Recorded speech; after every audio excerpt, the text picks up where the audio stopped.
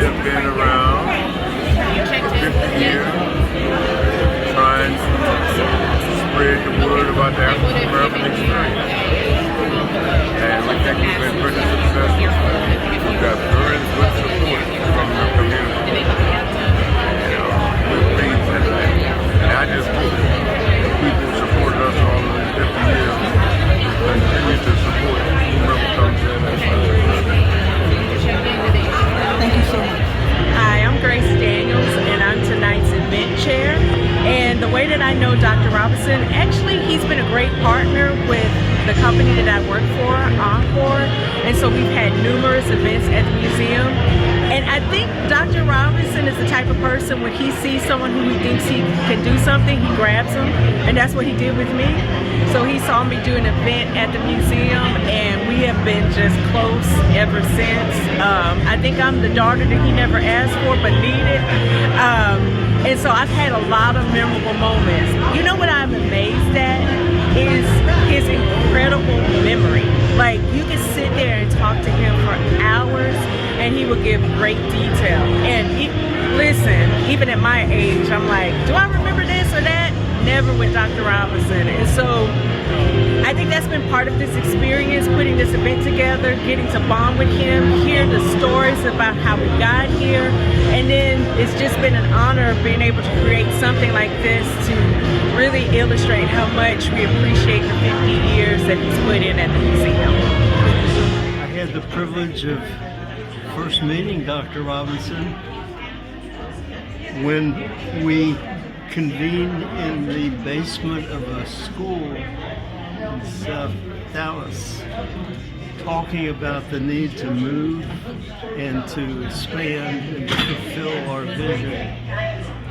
And he announced that we were going to move to Fair Park. And that was 50 years ago, I guess, close to it. So I was privileged to head the committee, and we moved into some spacious areas and built it from there. And applause for him and his team for really making the organization a true giver. And I've always admired that, and it's been a privilege to be associated. Thank you so much. I met Harry Robinson many years ago when I was with Sears Roebuck and Company, when it was the largest retailer in the world, and I was in charge of corporate giving.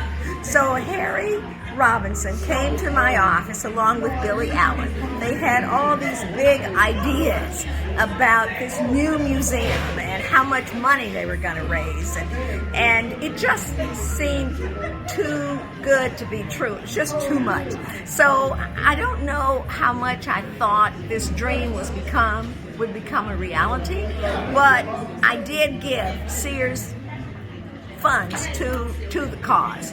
And, it was Harry's vision, and some of us couldn't see it at the time, but thank goodness that he kept working on it. And can you state your name and your association with the African American Museum? My name is Helen Giddings, and I just call myself Chief Fundraiser, but actually, Roland Parrish and I are co-chairs for the 50th anniversary celebration. Okay, thank you so much. You're welcome. My name is Robert Edison, and I serve as the Curator of Education for the African American Museum.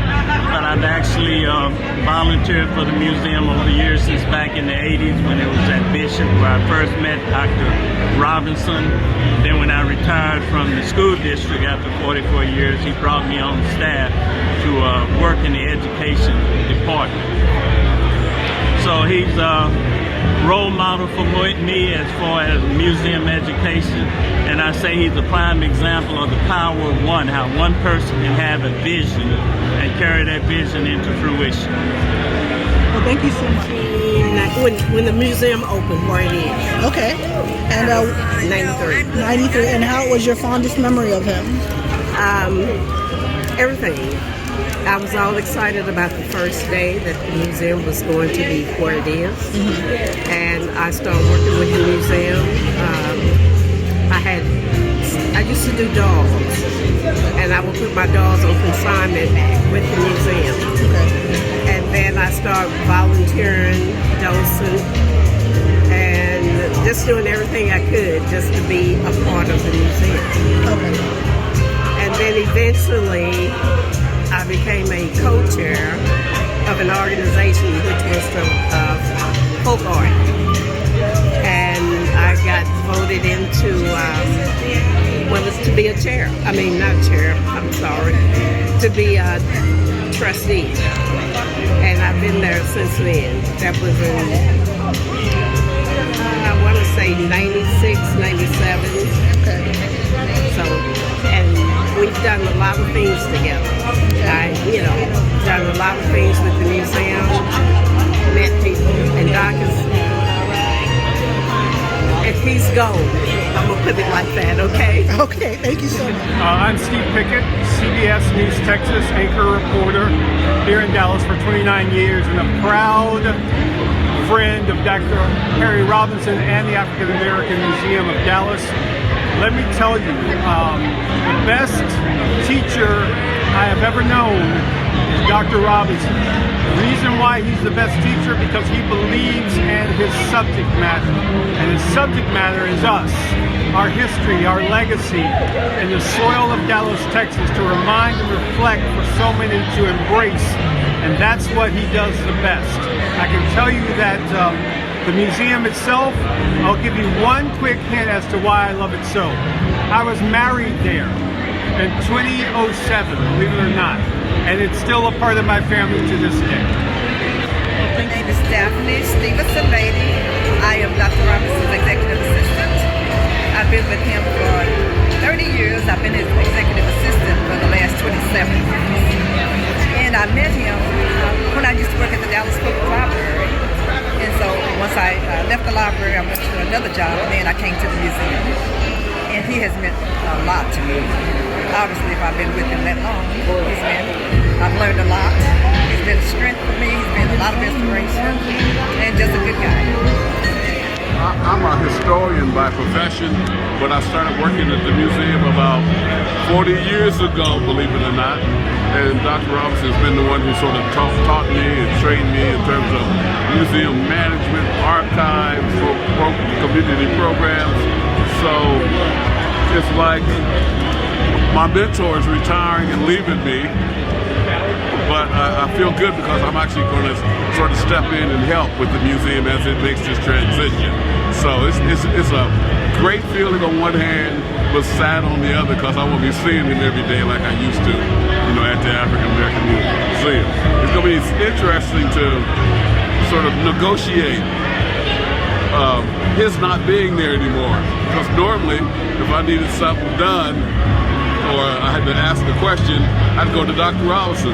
Now, there won't be anybody there to go to ask these questions and confirm and verify and approve the ideas that we have in terms of managing the museum and doing various programs at the museum. So I'm going to miss him. Yes. I'm Rockford Warren, and I'm the honorary chair for African American Museum Founders Day Banquet and Ball.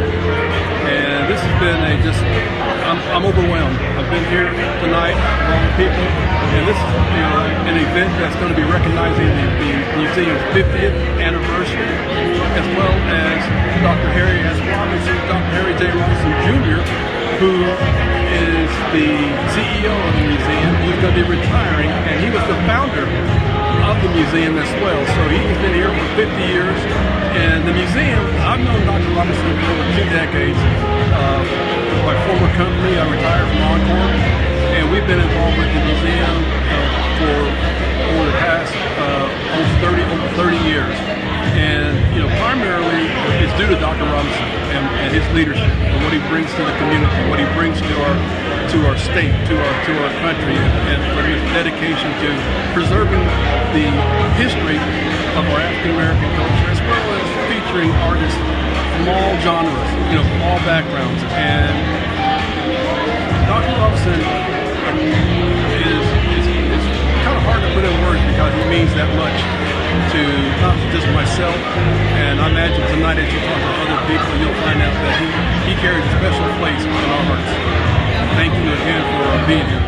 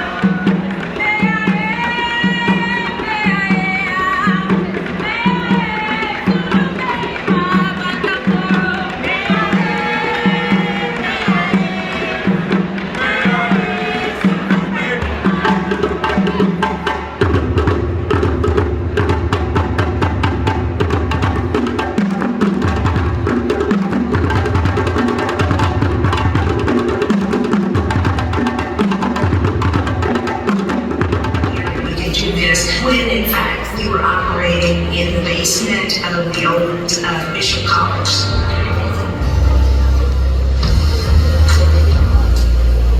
My name is Harry Robinson, Jr., President and CEO of the African American Museum.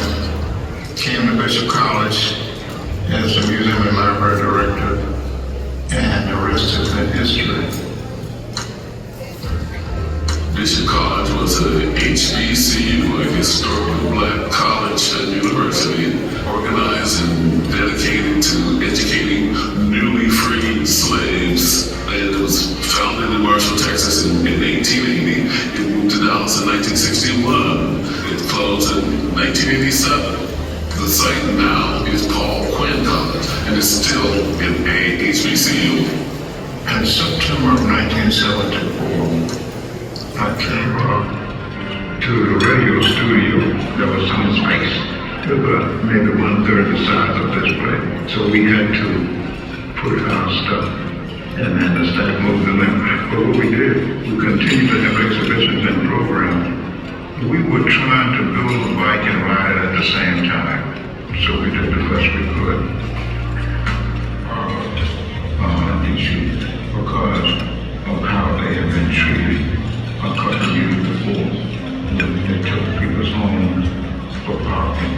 In order for the bond issue for Fair Park to be successful, they needed us. After we were successful in the bond election, we had to pick a site. And the park department had 3 sites. Well, we want this site.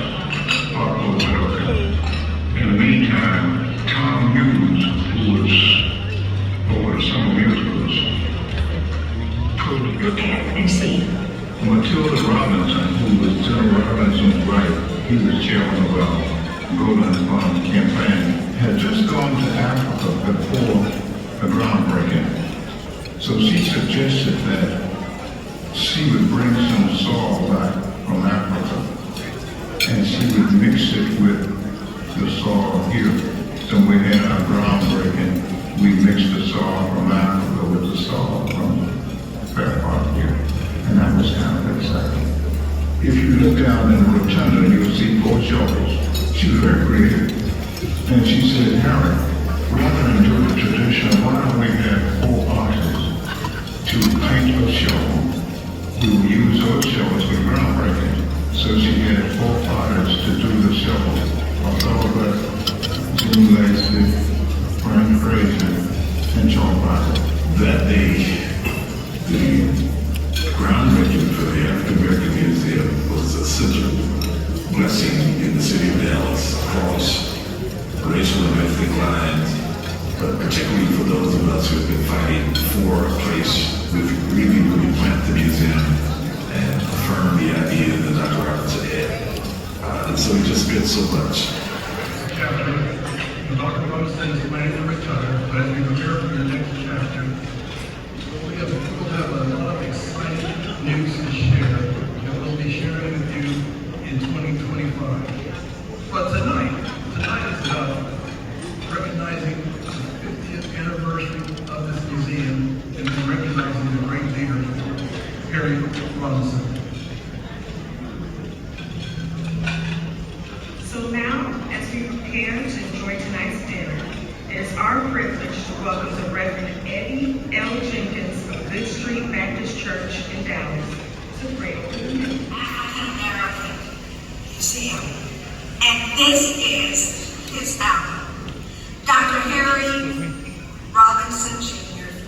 for 50 years has been the guiding force behind the African American Museum. Through his unwavering commitment, his passion, and his visionary leadership, he has made the African American a cultural cornerstone in our community. And now, ladies and gentlemen, would you please rise so that we can thank Dr. Robinson for all that he has done for us.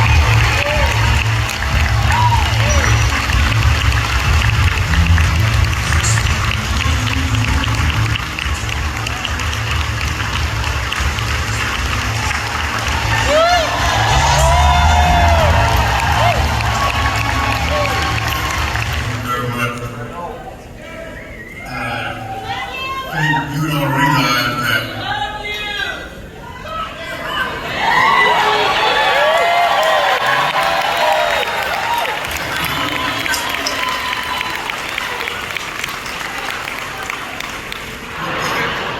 all the applause and everything else shortened my presentation. I would like to express my sincere appreciation to Grace,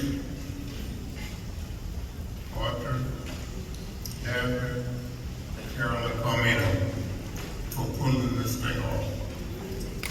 I have had very little involvement with them, and when they thought I was about to get into that business, they said, "Look, we got you covered." I said, "Okay, we got me covered," and they have me covered. I think they've done an excellent job. I want to thank all of our supporters, those who've been with us for about 50 years. When I first presented this idea about the African American Museum, folks thought I was crazy. One man, matter of fact, said, "We need a museum admission as much as we need a hole in our head." Well, I confronted him and made him chair of the M.H.O. Smith branch for 2 years.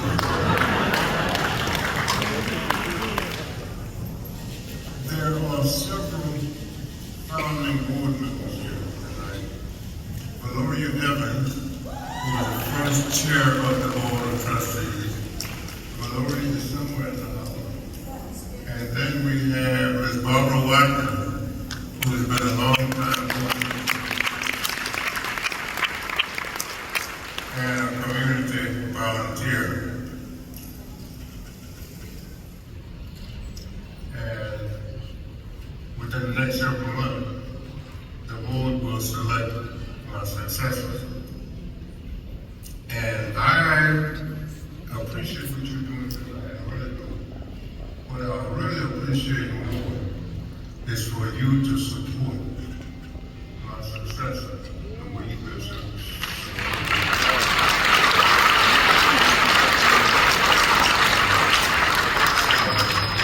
Might be different, he or she might do things different.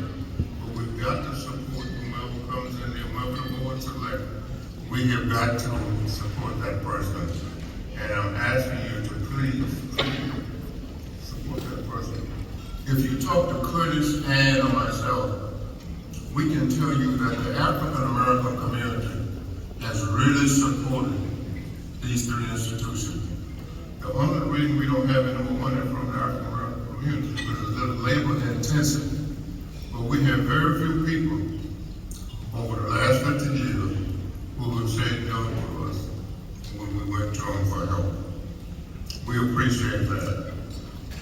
I have here today about 16 family folks from Louisiana.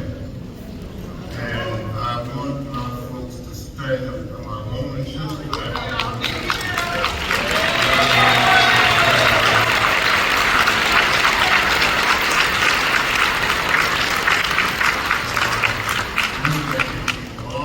From Louisiana to see me is right across the border. But I appreciate that. They came and they spent some time with me, and they're going to spend some more time with me tomorrow and Monday. And I just want to express my appreciation for them. I didn't know they were going to come. I was hoping they would come, but I didn't know they were going to come in such large number. And there are several who didn't come because there was surgery in the family.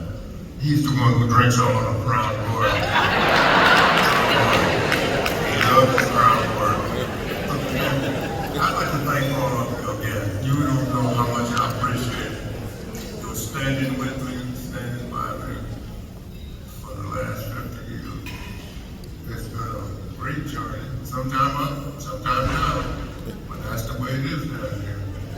You have roadblocks and what have you. But you have stuck with me. You have supported me. And there probably one time when you really shouldn't have been supporting me. But you did. And I really appreciate that. When I leave on December 31st, we will have an interim team that will take over the museum. We have people who have a lot of experience. People who love the museum, people who work with the museum. And I want to present to you Margie Reese, who was head of the Office of Cultural Affairs here in Dallas, who's going to be interim director, and Dr. Marvin Delaney.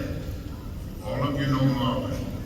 Marvin has run the museum really for the last 4 years, and he's going to continue to do that for us until we get a new director in. He's a very accommodating person, a very hands-on person, and I never asked Marvin to do anything that he said no. So I appreciate that, and I feel pretty good that Marvin and Margie will be taking over. Margie, stand up. Where's Marvin? Where's Marvin? Dr. Robinson, you have been more than a legend. You have been more than a standard bearer for this community. You have built an institution which reminds us not just of our past, but where we're going in the future. Most people know that the African American Museum here in Dallas started on the campus of Paul Quinn College when it was Bishop College. To see where it began and to see where it now is inspiring to all of us. This celebration tonight is not just about where you've been, but it's also a challenge to where we can go together.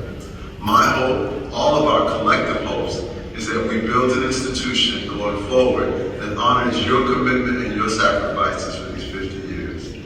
My students and I, the Board of Trustees and the alumni of Paul Quinn College, and those from Bishop College all join me in saying to you, thank you for the job well done, thank you for your inspiration, and thank you for believing in the dream of a stronger Black community.